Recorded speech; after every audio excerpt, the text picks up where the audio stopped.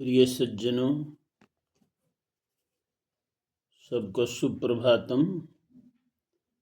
बच्चा विमल YouTube channel पर आपका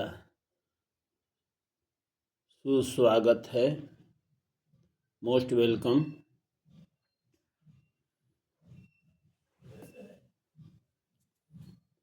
अभी आप लोगों के समक्ष बच्चा विमल कुछ ऐसे शब्द लेकर के आया है।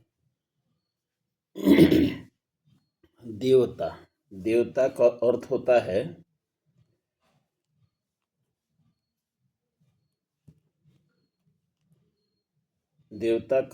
है जो देता है। आपके देह के अंदर में जड़ के देवता ही प्राकृतिक देवता है। 14 देवता हैं जो आपको देते हैं। इन 14 देवताओं को अगर सही सलामत आप रखिएगा तो आपका जीवन शांतिमय और सुखद हो जाएगा। वो 14 देवता कौन हैं? अनंत श्री सतगुरुदेव भगवान ने सदाफल देव जी महाराज ने क्या कहा? चक्रों पर देवताओं ये देववास नहीं चक्र पर, मोह कल्प ना जान, सच्चा सृष्टि विराट है, तीन लोक में ज्ञान। चक्रों पर देवताओं का वास मानना अज्ञान युक्त कल्पना है। 3 लोक सृष्टि का एक विराट सांचा है जिससे समस्त जगत बनता है। ब्रह्म जीव प्राकृतिक मिश्रित इस विशाल सृष्टि के मूलाधार जो मैं अंधकार को विराट कहते हैं। एक देशीय देव समस्त शरीर के चक्रों पर निवास करते हैं, वह कल्पना अत्यंत मिथ्या है। देवधूतक है अर्थ का, देवकरण परमान, अक्षर चिदयरु सकल जड़, 14 देव प्रमाण। देव का अर्थ धोतक होता है जो प्रकाश करता है, उसे देव कहते हैं। देव इंद्रियों को कहते हैं जो देता है, वही देव हैं। ब्रह्म चेतन देव हैं जो समस्त जगत का प्रकाशक सर्वक्रम फल प्रदाता हैं। इस 10 इंद्रियों और 4 अंतःकरण के ये 14 देव हैं।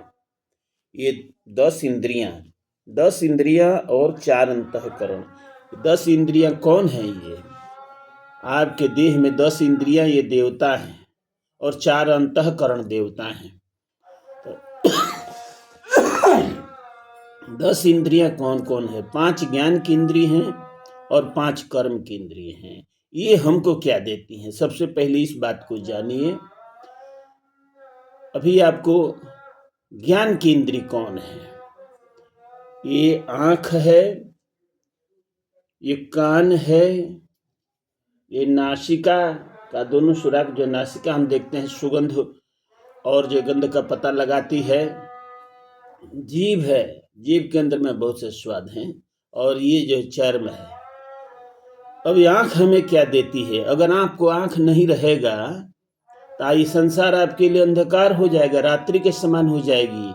इसीलिए जो आंख है ये आपकी देवता है, देते ही है। क्या देती है? हमको एक रोशनी और एक प्रकाश देती है।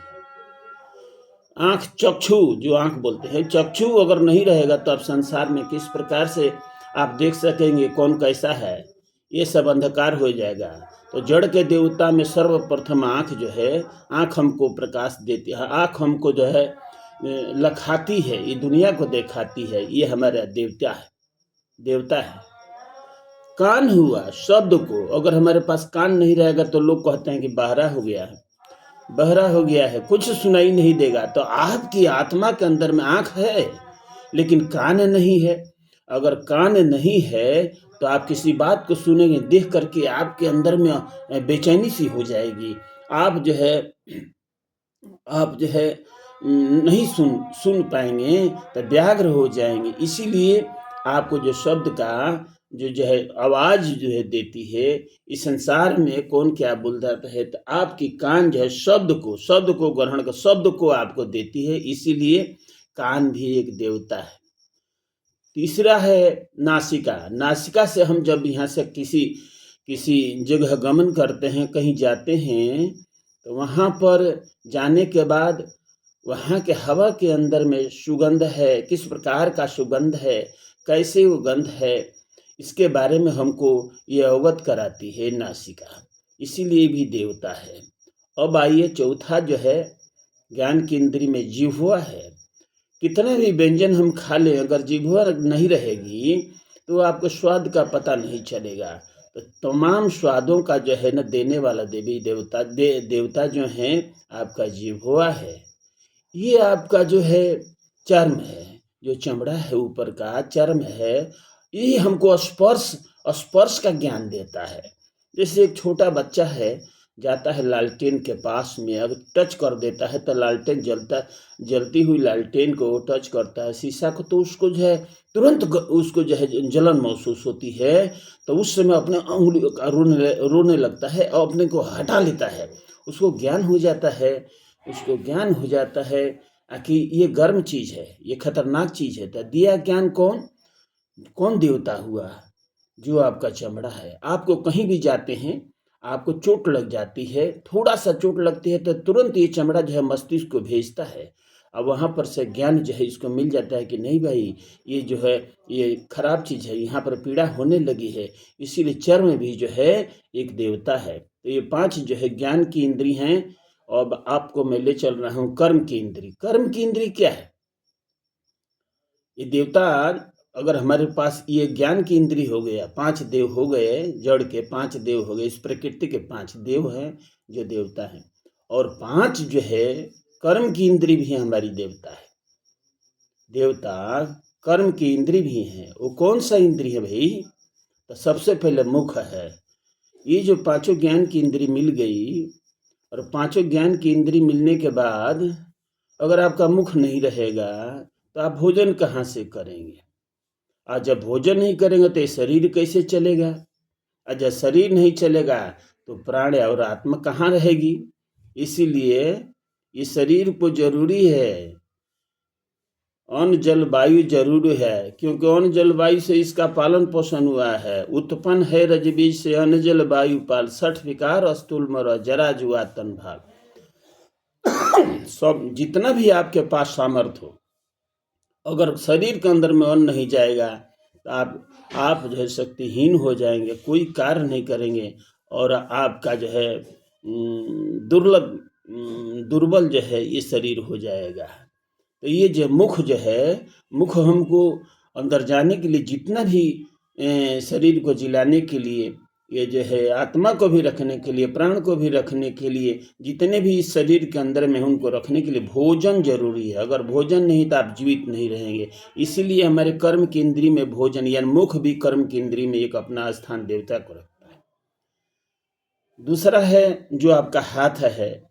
सब शरीर हो गया, अगर हाथ नहीं है आपके पास में, हाथ नहीं है तो कोई कार्य नहीं कर सकते हैं। कलम नहीं उठा सकते हैं आप, तलवार नहीं उठा सकते हैं आप, कुदाल नहीं उठा सकते हैं आप, किसी कार्य को आप जो है समाधान नहीं कर सकते हैं। आप जो है आप एकदम बिल्कुल ये हो जाइएगा। आप दोनों हाथ नहीं रहता, उसको क्या कहते हैं लोग, जो है अपाहिज हो गया।